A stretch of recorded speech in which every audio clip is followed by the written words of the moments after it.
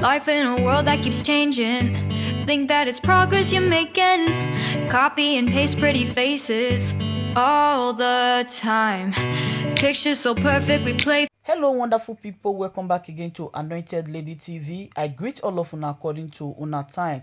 Yes, if today na the first time you come across Anointed Lady TV channel, you are highly welcome. Thank you very much for stopping by. And to all my returning subscribers, I appreciate all of you for the massive support to this platform. I say may God richly bless you all in Jesus' name. Amen. Thank you very much. So let's watch this video below, and I urge you all to watch to the end so you will understand what we are talking about Biafra.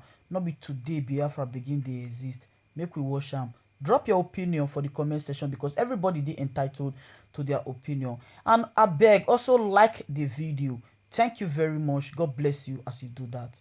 Attacks, you can say in many ways they were primarily against Igbos, but they were not against Igbos because Igbos are Igbos. They were against Igbos because what they thought Igbos represented. These are the people that will challenge and prevent our complete domination and ownership of power. That's how they saw the Igbos, as people who wanted to control everything and take over power. And so anyone they felt was playing that role of trying to prevent them from gaining full power, they went after those people. That's why Fajui was killed. That's why there were attempts on my father's life. And my father had to flee from Kaduna in disguise and go to Lagos and eventually escape from Lagos to the east. Is he an Igbo man? No, my father can hardly make could hardly make a sentence in Igbo. You look at the structure, the leadership of Biafra, the secretary to the government, Akwa and Ibom as well. You look at people who play diplomatic roles like Mr. Kobara. I think he's an Ogoni man. Or think about the person who even came up with the name Biafra, Chief Opigo. Or think about one of the major propagandists in Biafra, Okokondem. Think about one of the greatest respected field commanders, Colonel Achibong. How many of these people are Igbos? You know, so it is ridiculous. And that's how the Eastern government was on several levels. I agree, you know, with people who say, well, you know, the Igbos occupied, you know, many key positions. That's true, but not only the Igbos. You know, there were many others, some of whom I've mentioned, and the people I've mentioned were already in the Eastern government. There's the late Ekogin Ambasi, a lawyer. He was also quite significant in the Eastern region, played a number of diplomatic roles before the war. And in the war, I think he headed the Anang province and was also a militia officer. And a lot of these people were together in that body that came and demanded that it is time for us to break away. We're not wanted in this country. We need reassurance. We need safety. We're not getting it. And so we can't continue to exist in fear. We can't continue to exist in a situation where our lives are constantly destroyed. You know, I was a little boy in Enugu before the war. That's where some of the earliest battles took place. And I remember people marching on the streets and they were singing, you know, we are Biafrans fighting for survival in the name of Jesus. We shall conquer. And I remember those people. Sometimes we'll just march beside them. A lot of them were from a range of backgrounds. You could see traders there. You could see landlords. You could see teachers. So this nonsense about this thing being about the Igbos and the Igbo elite is crap. It's absolute crap. And it's one of those distortions that people use not just to denigrate Biafra, but to divide us as well. It's not working for me and it never will. You have to be strong to be exposed to so much perks and privilege and stand for the truth. Very few people do that. And when people do that, they generally lose those positions or they're not appointed to those positions. Now, it doesn't mean we shouldn't be appointed to positions of authority, but when we're appointed to those positions, we need to recognize that we're representatives not of ourselves, but of the people. So when the people rise up and begin to agitate, like IPOB and other groups, what you need to do is give them a space. What a true leader does is create space for dialogue. That is not the case, and that is my problem. It doesn't mean that we have to all be in agreement. It doesn't mean that we all have to believe in the same thing, but we have to believe in the importance of the survival of humanity. And that's what should bring us together. It bothers me a lot when I see attacks and conflict amongst ourselves. You know, I hear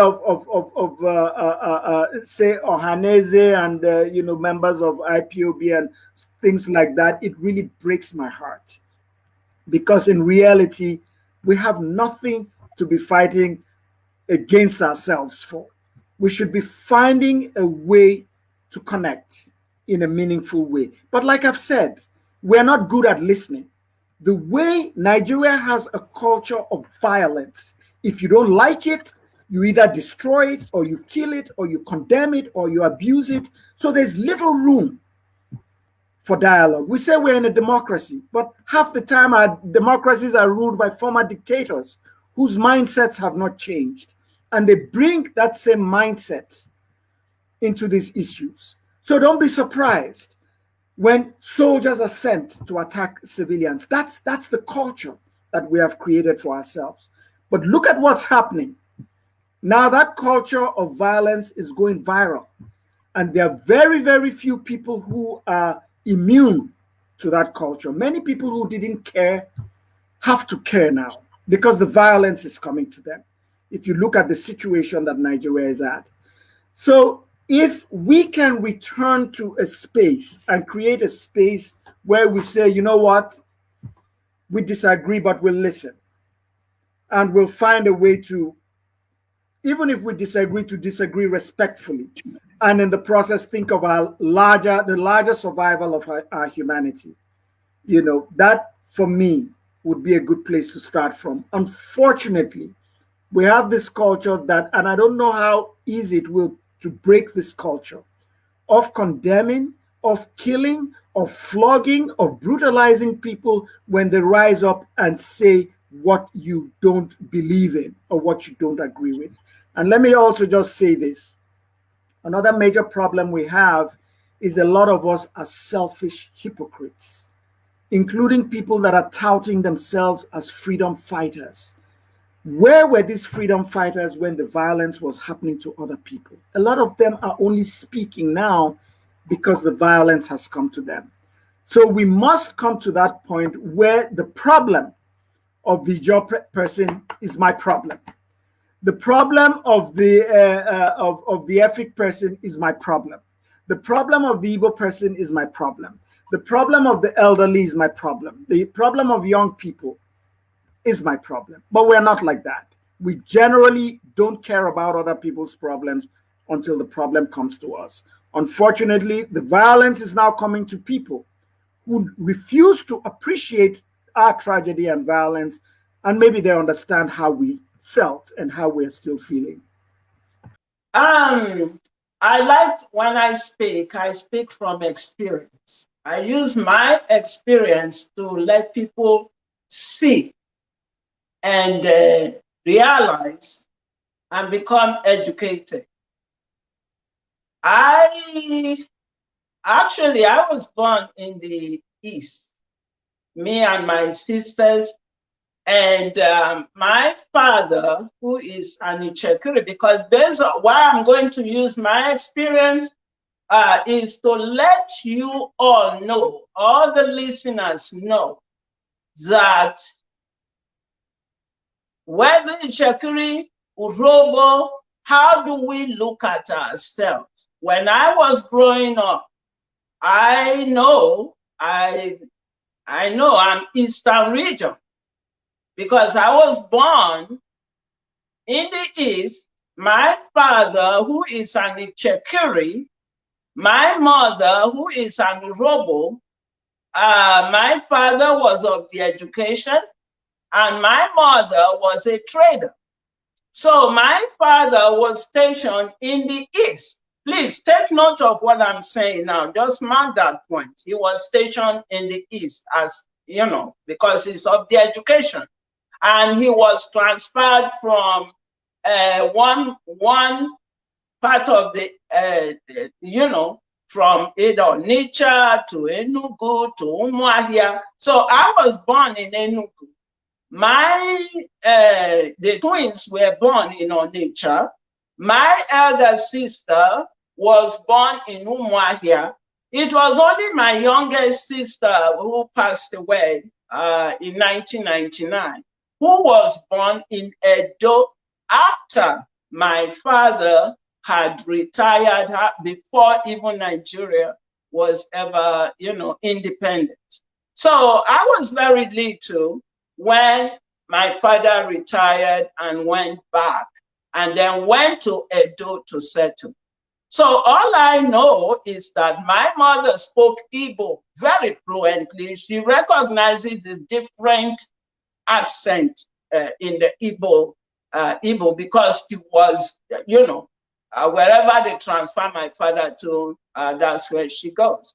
And so we came in, all we know is Igbos, Edo, Izon, Ishan, I never know any other, interact with any other than, it was during when this Nigeria also independence, before I started seeing whether all this Fulani, they look so strange, they will hold like it and be working in Benin. When I was enrolled in school, because I was so little when father went back, you have to use your hand, your right hand above your head to reach your ears to enroll in school.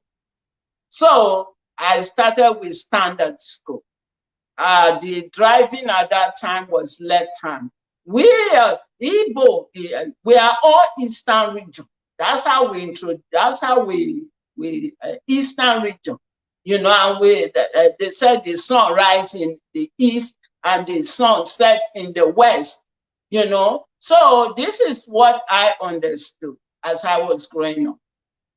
Worry, when I see worry now, my heart is broken.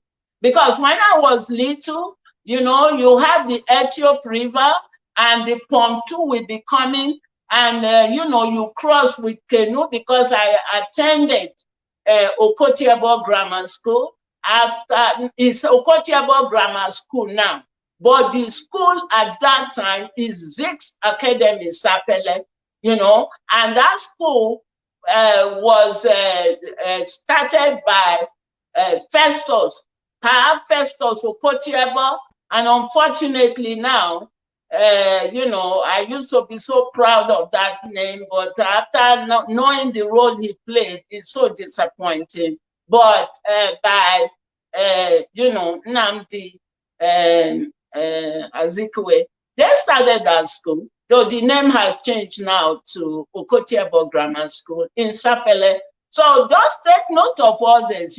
Nothing like one foreign name. Whether I know we are working with Oduduwa now, but I never came in contact with Yoruba at any point in time. Even when in school, we do what you call traditional cultural dance. It is always Igbo, Śècrete, Urobo, Izon. These are the Edo, Isha. These are the dance that we dance for annual dance cultural in school. Nothing like, with all due respect here, nothing like Yoruba dance, nothing like Fulani or Hausa or all those places, because we never came in contact. My mother was going to Onitsha for business, okay? So everything was within the Eastern region, So that should tell anybody that the Eastern region is the bite of Biafra, and it's Biafra. So anyone that will be saying that Igbo is Biafra and all that is a bogus lie. It's part of the divide and conquer that they came up with. Actually, I started coming to know about Yoruba or Fulani is when the independence, when the Nigerian independence was about to start, and you know, around the 1960, my father died August 1960, before Nigerian independence, okay, in Edo. And a lot of things changed during this time. Everything now turned from, even the left-hand drive turned to right-hand drive, you know, because there was a time it was left-hand drive. And then during this independence, standard school changed from standard to primary. All these are changes that occurred in the course of this whole Nigerian whatever, you know. And how do we know? When I was little, how do I know I'm in Warri? I'll tell you. You see the streets in Warri, it has lights. Because when my uncle comes to pick us and we are coming to do holiday, the minute we see light, you know, the road, you will see light really shining on the road, and we say, we don't enter Warri, now Warri with this. Now, you know, so there are so many lucrative things that were happening, all have died in the course of this. Okay, so I just want to use this to share that anybody who will be talking about South and Niger and whether na Royal Niger, Company Delta and all that, all those are were never at all. Not when I was growing up. Okay, during the war, when the war came, I was now in, you know, I was in high school or secondary school, as we call it, in Sapele. And, you know, we didn't know. You see, we were very biased. I must say this. We were very biased because the way they did it in such a way. It is now I came to understand that the propaganda that was used to hateful propaganda against the Igbo was to victimize the Igbo. We knew ourselves as Eastern region. We didn't really know that the Eastern region is bite of Biafra. And so we didn't know it's Biafra. So we just look at ourselves that we are Eastern region. So what they did was they made us to think. They made us to think that the word Biafra is a bad word. They made us to think that the word Biafra is a rebel word. And then they made us to think that they used the word Biafra to stigma. It became a stigma type of name against Igbo people. So we didn't know this. I came to know this. And I must say that the way they did it in such a way that they made us to hate Igbo. I am saying this because I'm a witness and I was a part of it. You know, they made us to hate Igbo people that myself talking right now to you all. Honest to God, I raise my hand here. Honestly, I wouldn't want to sit with an Igbo person. You know, I will not want to sit with an Igbo person. That's how much they bias my mind. Our mind, they poison us, you know, to hate Igbo so much. But the people we grew up with, where I was born and raised, my mother was going to Onitsha to do market. Come back. Igbos now we all they interact. Igbos now we get for neighbors. For church now, Igbo people now we all they do things together with Robo, Śècrete and all. You know, suddenly, when they can't start this, when Nigeria can't start now, everything is changed. The next thing now is my mother wasn't even going to Onitsha anymore to trade. You know, now Lagos, now she go. She usually will go to Onitsha, come back the same day. Now she go to Lagos, spend 2 days before she go come, and all this. Many businesses changed. Many businesses were taken away. You know, so there were many things. So anybody Exactly. who will say, excuse me? No, go ahead, Mama. No, go ahead with me. Oh, thank you. Anybody who will say that Biafra, Eastern region, na Igbo, na the deceive when they come deceive us. Because I was born in the East, in Enugu, now they born me as a little child, you know. And now Easterners, Igbos, now we all they do things together. They come do them in such a way that to make it look like say Igbos now be Eastern. And now, and you know, because I was little and I was growing up, and all those thoughts wasn't coming. It is now, and I so thank our leader, His Excellency Mazi Nnamdi Kanu, that has come to open our eyes. Now I can't know now, say Eastern region, now all of us now be Eastern regions. All of us now be bite of Biafra. All of us now be Biafra. So anybody where they talk about Niger Delta and all that garbage and all that nonsense, excuse the expression, all that is either they don't know what the heck they are talking about, or they are part of the Nigeria and trying to come up with divide and conquer.